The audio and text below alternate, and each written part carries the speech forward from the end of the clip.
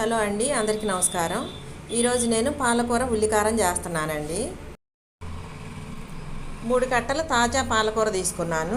2 పెద్ద ఉల్లిపాయలు తీసుకున్నానండి. ఇవి ముక్కలుగా కట్ చేసి మిక్సీ పట్టుకుందాము. కొన్ని ఐటమ్స్ వేయాలండి.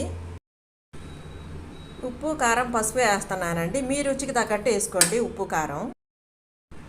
వెల్లుల్లి రెమ్మలు, కొద్దిగా చింతపండు అండి. గోలీ అంతా నానబెట్టానండి నేను.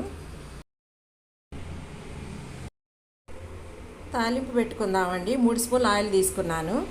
తాలింపు దినుసులు వేసుకుంటున్నాను. దంచి పెట్టుకున్న వెల్లుల్లి రెమ్మలు వేస్తున్నానండి.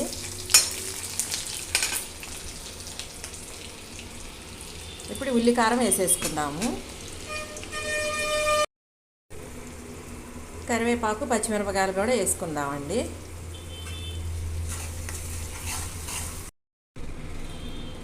పచ్చివాసన పోయి ఆయిల్ పైకి వచ్చే వరకు ఫ్రై చేసుకోవాలండి. పచ్చిగా ఉంటే మాత్రం అస్సలు టేస్ట్ బాగుండదండి.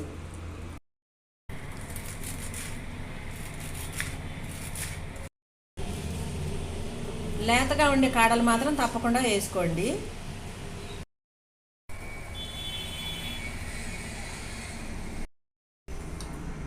సిమ్లోనే పెట్టి 15 మినిట్స్ ఫ్రై చేసుకోవాలండి. మళ్ళీ ఆయిల్ మొత్తం పైకి రావాలి, అప్పటి వరకు ఫ్రై చేసుకుందాము.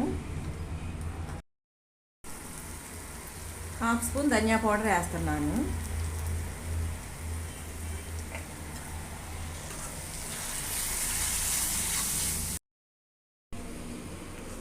పాలకూర అంటే ఇష్టం లేని వాళ్ళు కూడా ఇలా చేస్తే ఇష్టంగా తింటారండి. అయిపోయింది, ఒక బౌల్లోకి తీసుకుందాము.